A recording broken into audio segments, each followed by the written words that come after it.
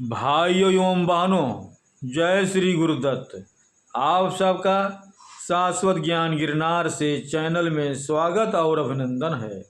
भाइयों बहनों, मत्स्य अवतार भगवान विष्णु के प्रथम अवतार है। मछली के रूप में अवतार लेकर भगवान विष्णु ने एक ऋषि को सब प्रकार के जीव जंतु एकत्रित करने के लिए कहा और पृथ्वी जब जल में डूब रही थी तब मत्स्य अवतार में भगवान ने उस ऋषि की नाव की रक्षा की। इसके पश्चात ब्रह्मा ने पुनः जीवन का निर्माण किया। एक दूसरी मान्यता के अनुसार एक राक्षस ने जब वेदों को चुराकर सागर की अथाह गहराई में छुपा दिया तब भगवान विष्णु ने मत्स्य रूप धारण करके वेदों को प्राप्त किया और उन्हें पुनः स्थापित किया। एक बार ब्रह्मा जी की असावधानी के कारण एक बहुत बड़े दैत्य ने वेदों को चुरा लिया। उस दैत्य का नाम हयग्रीव था। वेदों को चुरा लिए जाने के कारण ज्ञान लुप्त हो गया।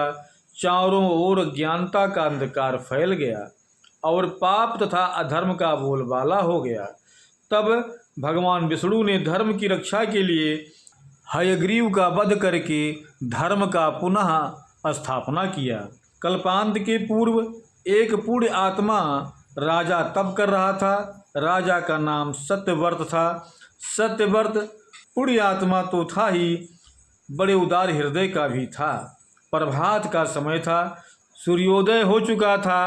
सत्यव्रत कृतमाला नदी में स्नान कर रहा था। उसने स्नान करने के पश्चात जब तर्पण के लिए अंजल में जल लिया तो अंजल में जल के साथ एक छोटी सी मछली भी आ गई। सत्यव्रत ने मछली को नदी के जल में छोड़ दिया।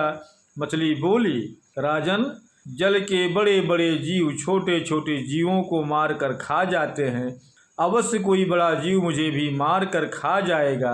कृपा करके मेरे प्राणों की रक्षा कीजिए। सत्यव्रत के हृदय में दया उत्पन्न हो उठी। उसने मछली को जल से भरे हुए अपने कमंडल में डाल लिया। तभी एक आश्चर्यजनक घटना घटी। एक रात में मछली का शरीर इतना बढ़ गया कि कमंडल उसके रहने के लिए छोटा पड़ने लगा।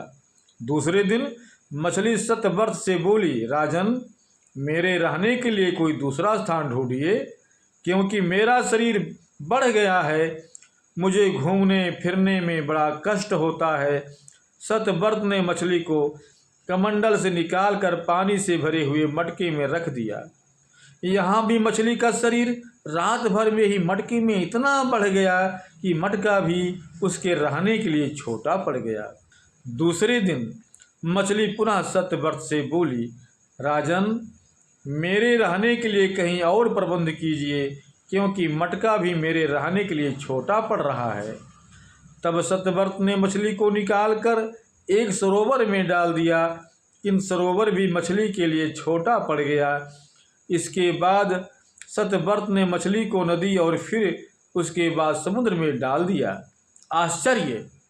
समुद्र में भी मछली का शरीर इतना अधिक बढ़ गया कि मछली के रहने के लिए एक छोटा पड़ गया। अतः मछली पुनः सत्यव्रत से बोली, राजन, यह समुद्र भी मेरे रहने के लिए उपयुक्त नहीं है। मेरे रहने की व्यवस्था कहीं और कीजिए। अब सत्यव्रत विस्मित हो उठा। उसने आज तक ऐसी मछली कहीं भी कभी भी नहीं देखी थी। वह विस्मय भरे स्वर में बोला, मेरी बुद्धि को विस्मय के सागर में डुबो देने वाले आप कौन हैं? कौन हैं? कौन हैं? मत्स्य रूपधारी श्री हरि ने उत्तर दिया, राजन, हयग्रीव नामक दैत्य ने वेदों को चुरा लिया है। जगत में चारों ओर ज्ञान और धर्म का अंधकार फैल हुआ है।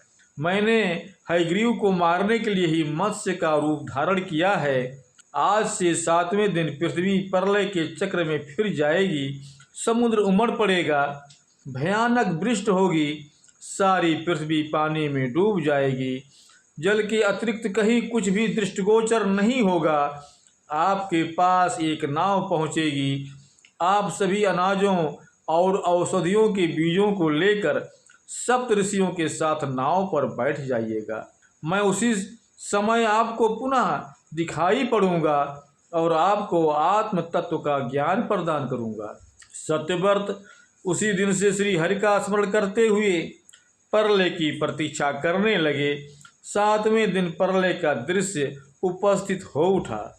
समुद्र भी उमड़कर अपनी सीमाओं से बाहर बहने लगा। भयानक वृष्टि होने लगी। थोड़ी ही देर में सारी पृथ्वी पर जल ही जल हो गया।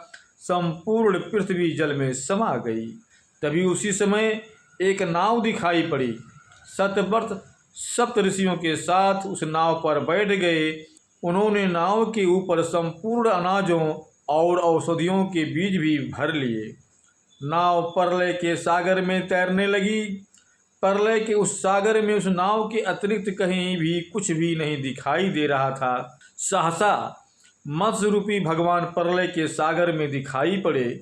सत्यव्रत और सप्तऋषिगण मत्स्य रूपी भगवान की प्रार्थना करने लगे। भगवान से आत्मज्ञान पाकर सत्यव्रत का जीवन धन्य हो उठा। वे जीते जी ही जीवन मुक्त हो गए। प्रलय का प्रकोप शांत होने पर मत्स्य रूपी भगवान ने हयग्रीव को मारकर उससे वेद छीन लिए। भगवान ने ब्रह्मा जी को पुनः वेद दे दिए। इस प्रकार भगवान ने मत्स्य रूप धारण करके वेदों का उद्धार तो किया ही, साथ ही संसार के प्राणियों का भी अमिट कल्याण किया। भाइयों एवं बहनों, अब हम अपने शब्दों को यहीं पर विराम दूंगा। पुनः मिलेंगे अगले वीडियो में। जय श्री गुरुदत्त, जय श्री गुरुदत्त।